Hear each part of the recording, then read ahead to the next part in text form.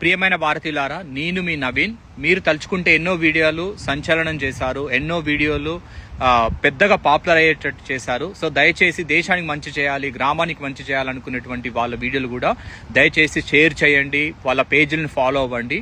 So ఈరోజు నా గురించి నేను చెప్పుకునే భాగంలో ఈరోజు నేను ఒక వీడియో చెప్తాను. దాన్ని నేను పెళ్లిలో భరత్ చేసుకున్నానా లేదా, చేసుకోలేదు, భరత్ చేసుకోలేదు. ఎందుకు చేసుకోలేదో మీకు నేను కొన్ని విషయాల ద్వారా చెప్తాను.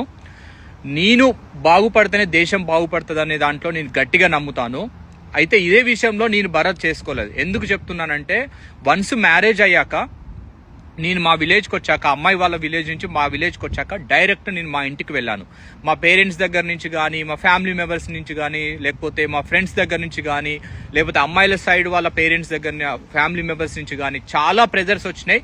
కానీ నేను భరత్ చేసుకోలేదు. ఎందుకంటే నా దేశం ముఖ్యం, నా ప్రజలు ముఖ్యం, నా గ్రామంలో ఉన్నటువంటి ప్రజలు ముఖ్యమని నేను భావించిన కాబట్టి భరత్ చేసుకోలేదు. అరే వీడేంది ఊకే ముఖ్యం అంటాను, కానీ భరత్ చేసుకోవడం వల్ల వచ్చే నష్టాలు ఏందో కూడా నేను ఒకసారి మీకు ఎక్స్ప్లెయిన్ చేస్తాను.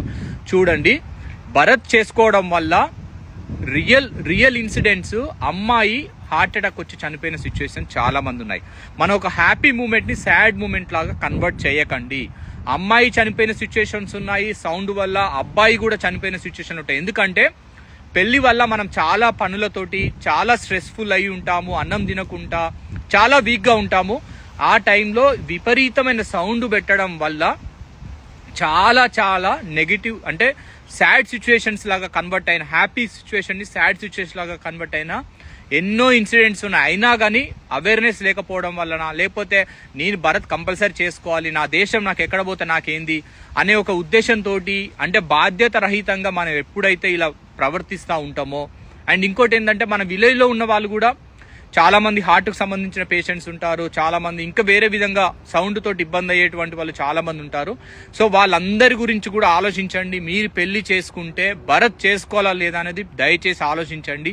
మీ పార్ట్ మీరు చేయండి. దేశం ఎందుకు బాగుపడదు, గ్రామం ఎందుకు బాగుపడదో మీరు ఆలోచించండి. మీరు చేయండి, 10 మందికి చెప్పండి. నాలాగా మీరు కూడా చేయండి. నేనేదో గొప్ప చేసినని చెప్పుకోవడం కాదు, మన దేశం బాగుండాలి, మన ప్రజలు బాగుండాలనే ఉద్దేశంతో నేను ఈ వీడియో తీస్తున్నాను. సో దయచేసి మీ పార్ట్ మీరు చేయండి. దేశం ఎందుకు బాగుపడదో ఆలోచించండి. మీరు ఇంకా ముందు ఎవరైనా పెళ్లి చేసుకునే వాళ్ళు ఉంటే కూడా దయచేసి వాళ్ళందరికీ షేర్ చేయండి.